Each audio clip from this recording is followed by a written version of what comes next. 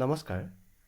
অসম চৰকাৰৰ 2.0 যি প্ৰতিযোগিতামূলক পৰীক্ষা হৈছিল, সেই পৰীক্ষাৰ বিপুল সঁহাৰি পাই আমি ADRE 3.0 কাৰণে প্ৰথমটো ভিডিঅ' আগবঢ়াইছোঁ।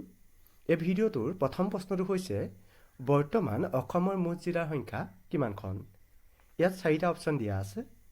অপশ্যন এ দিয়া আছে 32খন, বি দিয়া আছে 33খন, চি দিয়া আছে 35খন আৰু ডি দিয়া আছে উল্লেখিত এটাও নহয়।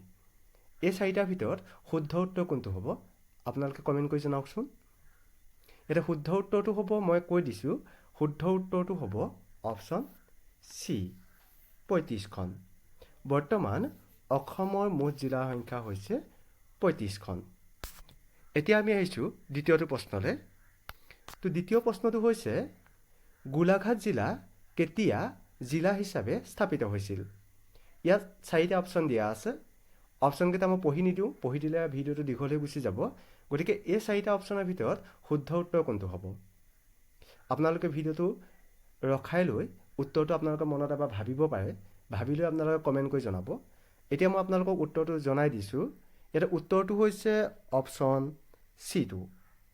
অপশ্যন চি2 1987 চনৰ 15 আগষ্ট। 1987 চনৰ 15 আগষ্টত অসমৰ গোলাঘাট জিলা হিচাপে স্থাপিত হৈছিল। এতিয়া আমি আহিছোঁ 3 নম্বৰ প্ৰশ্নটোলৈ। এই প্ৰশ্নটো দিয়া আছে, 2011 চনৰ লোকপিয়ল অনুসৰি গোলাঘাট জিলাৰ জনসংখ্যা কিমানজন আছিল? এতিয়া ইয়াতে 4টা অপশ্যন দিয়া আছে। এই অপশ্যনকেইটাৰ ভিতৰত শুদ্ধ উত্তৰ কোনটো হ'ব? ইয়াত শুদ্ধ উত্তৰ কোনটো হ'ব?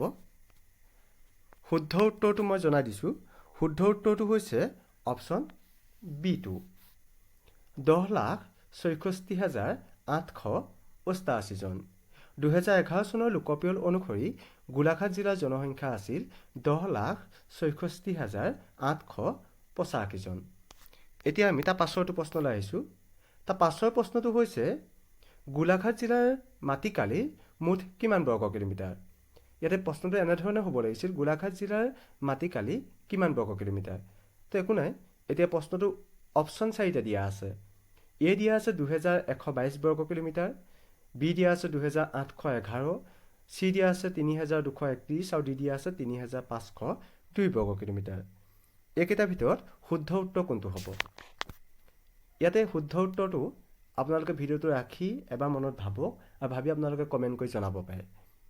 এতিয়া মই উত্তৰটো আপোনালোকক জনাই দিছোঁ। উত্তৰটো হৈছে অপশ্যন ডি, 3502 বৰ্গ কিলোমিটাৰ। গোলাঘাট জিলাৰ মুঠ মাটিকালিৰ পৰিমাণ হৈছে 3502 বৰ্গ কিলোমিটাৰ। এতিয়া আমি তাৰ পাছৰটো প্ৰশ্নলৈ আহিছোঁ। তাৰ পাছৰ প্ৰশ্নটো হৈছে, গোলাঘাট জিলাৰ সাক্ষৰতাৰ হাৰ কিমান? শতাংশত আমি যদি সোধোঁ, তাত 4টা অপশ্যন দিয়া আছে। প্ৰথমটো দিয়া আছে 62.53%, বি দিয়া আছে 68.47%, চি দিয়া আছে 74.58% আৰু ডি দিয়া আছে 77.43%। এই 4টাৰ ভিতৰত শুদ্ধ উত্তৰ কোনটো হ'ব? এতিয়া প্ৰশ্নটো কি দিয়া আছে, গোলাঘাট জিলাৰ সাক্ষৰতাৰ হাৰ কিমান শতাংশ? শুদ্ধ উত্তৰটো হ'ব অপশ্যন ডি, 77.43%। এতিয়া তাৰ পাছৰটো প্ৰশ্নলৈ আহিছোঁ। তাৰ পাছৰ প্ৰশ্নটো হৈছে, খুমটাই বিধানসভা সমষ্টি তলত উল্লেখ কৰা কোনখন জিলাৰ অন্তৰ্গত? ইয়াত 4খন অসমৰ জিলাৰ নাম দিয়া আছে। এ দিয়া আছে Jorhat, B Sivasagar, C Golaghat, D Dibrugarh. এই 4টাৰ ভিতৰত শুদ্ধ উত্তৰ কোনটো হ'ব? ইয়াত শুদ্ধ উত্তৰটো হ'ব অপশ্যন চি2, গোলাঘাট। যিহেতু আমি বৰ্তমান গোলাঘাট জিলাৰ ওপৰতেই আলোচনা কৰি আছোঁ, গতিকে সকলোৱে গম পাইছে এইটো গোলাঘাট। অপশ্যনটো কি? অপশ্যন চি হৈছে গোলাঘাট, এই শুদ্ধ উত্তৰ। এতিয়া আমি তাৰ পাছৰটো প্ৰশ্নলৈ আহিছোঁ। তাৰ পাছৰ প্ৰশ্নটো হৈছে, নামবৰ দৈগুং অভয়াৰণ্য অসমৰ কোনখন জিলাত অৱস্থিত? যোৰহাট, শিৱসাগৰ, গোলাঘাট, ডিব্ৰুগড়। এই উত্তৰটো সকলোৱে গমেই পাইছে, গতিকে আপোনালোকে কমেণ্ট কৰি জনাব। যিসকলে ভিডিঅ'টো বৰ্তমান চাই আছে তেওঁলোকে এই উত্তৰটো কমেণ্ট কৰিব। এতিয়া তাৰ পাছৰটো প্ৰশ্নলৈ আহিছোঁ। তাৰ পাছৰ প্ৰশ্নটো হৈছে, নামবৰ দৈগুং অভয়াৰণ্যৰ মাটিকালিৰ পৰিমাণ কিমান বৰ্গ কিলোমিটাৰ? ইয়াত 4টা অপশ্যন দিয়া আছে। এ দিয়া আছে 71.12 বৰ্গ কিলোমিটাৰ, বি দিয়া আছে 78.13 বৰ্গ কিলোমিটাৰ, চি দিয়া আছে 92.21 বৰ্গ কিলোমিটাৰ আৰু ডি দিয়া আছে 97.15 বৰ্গ কিলোমিটাৰ। এইকেইটাৰ ভিতৰত শুদ্ধ উত্তৰ কোনটো হ'ব? ইয়াত শুদ্ধ উত্তৰটো হ'ব অপশ্যন ডিটো 97.15 বৰ্গ কিলোমিটাৰ। নামবৰ দৈগুং অভয়াৰণ্যৰ মাটিকালিৰ পৰিমাণ হৈছে 97.15 বৰ্গ কিলোমিটাৰ। এতিয়া তাৰ পাছৰ প্ৰশ্নটোলৈ আহিছোঁ। তাৰ পাছৰ প্ৰশ্নটো হৈছে ঐতিহাসিক আঠখেলীয়া নামঘৰ অসমৰ কোনখন জিলাত অৱস্থিত? ঐতিহাসিক আঠখেলীয়া নামঘৰ অসমৰ কোনখন জিলাত অৱস্থিত সেইটো সকলোৱে আমি জানোৱেই। গতিকে অপশ্যনকেইটাৰ ভিতৰত কোনটো শুদ্ধ উত্তৰ হ'ব আপোনালোকে কমেণ্ট কৰি জনাব। অপশ্যনকেইটা মই পুনৰ জনাই দিছোঁ। যোৰহাট, শিৱসাগৰ, গোলাঘাট আৰু ডিব্ৰুগড়। আৰু যদি আঠখেলীয়া নামঘৰৰ ওচৰত আপোনালোকৰ আমাৰ কোনোবা শুভাকাংক্ষী আছে তেতিয়াহ'লে তেখেতেও জনাব বুলি আমি আশা ৰাখিলোঁ। এতিয়া আহিছোঁ পাছৰটো প্ৰশ্নলৈ। পাছৰ প্ৰশ্নটো হৈছে গৰমপানী উহৰ তলত উল্লেখ কৰা কোনখন অভয়াৰণ্য বিখ্যাত? গৰমপানী উহৰ বাবে কোনখন অভয়াৰণ্য বিখ্যাত? ইয়াত কি দিয়া আছে? পবিতৰা অভয়াৰণ্য, আমচাং অভয়াৰণ্য, নামবৰ আৰু অপশ্যন ডি দিয়া আছে উল্লেখিত এটাও নহয়। কোনটো হ'ব?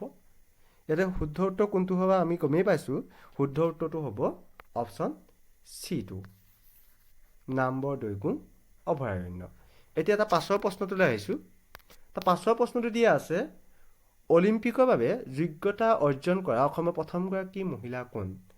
অলিম্পিকৰ বাবে যোগ্যতা অৰ্জন কৰা অসমৰ প্ৰথমগৰাকী মহিলা কোন আমি সকলোৱে জানো। ইয়াতে কি দিয়া আছে অপশ্যন? এ দিয়া আছে হিমা দাস, বি দিয়া আছে লাভলীনা বৰগোহাঁই, চি দিয়া আছে নয়নমণি শইকীয়া আৰু ডি দিয়া আছে উল্লেখিত এটাও নহয়। ইয়াত দিয়া তিনিওজনেই কিন্তু এগৰাকী বিখ্যাত খেলুৱৈ, অসমক প্ৰতিনিধি কৰি অসম গৌৰৱ সকলোৱে। গতিকে এই তিনিজনৰ ভিতৰত শুদ্ধ উত্তৰ কোনটো হ'ব আপোনালোকে কমেণ্ট কৰি জনাব। যদি আপোনালোকৰ উত্তৰটো ভুল হয় মই ঠিক আকৌ আপোনালোকক নেক্সট ভিডিঅ'ত উত্তৰটো জনাই দিম, কিন্তু আপোনালোকে ট্ৰাই কৰক ইয়াতে শুদ্ধ উত্তৰ কোনটো হ'ব। এতিয়া আহিছোঁ তাৰ পাছৰটো প্ৰশ্নলৈ। তাৰ পাছৰ প্ৰশ্নটো হৈছে ক্ৰীড়াবিদ লাভলীনা বৰগোহাঁই তলত উল্লেখ কৰা কোনবিধ খেলৰ সৈতে সম্পৰ্কিত? লাভলীনা বৰগোহাঁই তলত উল্লেখ কৰা কোনবিধ খেলৰ সৈতে সম্পৰ্কিত আমি সকলোৱে জানোৱেই। আৰু তেওঁ যদি আমি খেলৰ ফিল্ডত তেওঁ কোনখন ফিল্ডত খেলি আছে আমি তেওঁক যদি এবাৰ মনত ভাবোঁ, চকুটো মুদি আমি যদি ভাবোঁ, তেতিয়াহ'লে আমি তেওঁ কোনবিধ খেলৰ সৈতে জড়িত সকলোৱে জানিম। ইয়াতে শুদ্ধ উত্তৰটো কোনটো হ'ব? ইয়াৰ শুদ্ধ উত্তৰটো হ'ব অপশ্যন চিটো, বক্সিং। ক্ৰীড়াবিদ লাভলীনা বৰগোহাঁই বক্সিং খেলৰ সৈতে সম্পৰ্কিত। এতিয়া তাৰ পাছৰ প্ৰশ্নটোলৈ আহিছোঁ। তাৰ পাছৰ প্ৰশ্নটো কি দিয়া আছে? লাভলীনা বৰগোহাঁয়ে তলত উল্লেখ কৰা কোনটো বৰ্ষত ভাৰতৰ সৰ্বোচ্চ ক্ৰীড়া সন্মান খেল ৰত্ন বঁটা লাভ কৰিছিল? ইয়াত কি দিয়া আছে? 2019 বৰ্ষ, 2021 বৰ্ষ, 2022 আৰু 2024 বৰ্ষ। ইয়াতে শুদ্ধ উত্তৰ কোনটো হ'ব? ক্ৰীড়াবিদ লাভলীনা বৰগোহাঁয়ে কোন চনত ভাৰতৰ সৰ্বোচ্চ ক্ৰীড়া সন্মান খেল ৰত্ন বঁটা লাভ কৰিছিল? কোনটো হ'ব? শুদ্ধ উত্তৰ হৈছে অপশ্যন বিটো, 2021 চনত। 2021 চনত লাভলীনা বৰগোহাঁয়ে খেল ৰত্ন বঁটা লাভ কৰিছিল। এতিয়া তাৰ পাছৰ প্ৰশ্নটোলৈ আহিছোঁ। তাৰ পাছৰ প্ৰশ্নটো হৈছে লাভলীনা বৰগোহাঁইক কোন চনত ভাৰত চৰকাৰে অৰ্জুন বঁটা প্ৰদান কৰিছিল? কোন চনত অৰ্জুন বঁটা প্ৰদান কৰিছিল? ইয়াতে আমি সকলোৱে সেই উত্তৰটো জানোৱেই। গতিকে মই উত্তৰটো কৈ দিছোঁ অপশ্যন বি, 2020 চনত। 2020 চনত লাভলীনা বৰগোহাঁইক ভাৰত চৰকাৰে অৰ্জুন বঁটা প্ৰদান কৰিছিল। এতিয়া পাছৰ প্ৰশ্নটোলৈ আহিছোঁ। তাৰ পাছৰ প্ৰশ্নটো কি দিয়া আছে? পাছৰ প্ৰশ্নটো যিহেতু অসম ৰিলেটেড, এইটো আপোনালোকে উত্তৰটো কমেণ্ট কৰি জনাব। অসম চৰকাৰে কোন চনত ক্ৰীড়াবিদ লাভলীনা বৰগোহাঁইক অসমৰ দ্বিতীয় সৰ্বোচ্চ অসামৰিক সন্মান অসম সৌৰভ প্ৰদান কৰিছিল? কোন চনত অসম সৌৰভ বঁটা প্ৰদান কৰিছিল? 2017 চনত নে 2019, 2021 নে 2023 চনত? ইয়াত কোনটো হ'ব শুদ্ধ উত্তৰ? যিসকলে উত্তৰটো জানে কমেণ্ট কৰি জনাব। তথাপিও মই উত্তৰটো আপোনালোকক কৈ দিছোঁ। উত্তৰটো হৈছে অপশ্যন চি, 2021 চনত। 2021 চনত অসম চৰকাৰে লাভলীনা বৰগোহাঁইক অসম সৌৰভ বঁটা প্ৰদান কৰিছিল। আজিলৈ ইমানখিনিয়ে আছিল আৰু ইয়াৰ পাছত আমি নেক্সট ভিডিঅ'টো আকৌ লৈ আহিম। আপোনালোকে আমি আগবঢ়াই থকা প্ৰশ্নসমূহৰ উত্তৰবিলাক দিবলৈ চেষ্টা কৰি যাব। আৰু যদি উত্তৰবিলাক দিব নোৱাৰে তেতিয়াহ'লে আমি সেই উত্তৰসমূহ গোটাই একেলগে আপোনালোকক পুনৰ আমি জনাই দিওঁ। গতিকে আমাৰ প্ৰশ্নবিলাক আপোনালোকে কণ্টিনিউ চাই থাকিব লাগিব। ঠিক আছে, ধন্যবাদ। জয় অসম।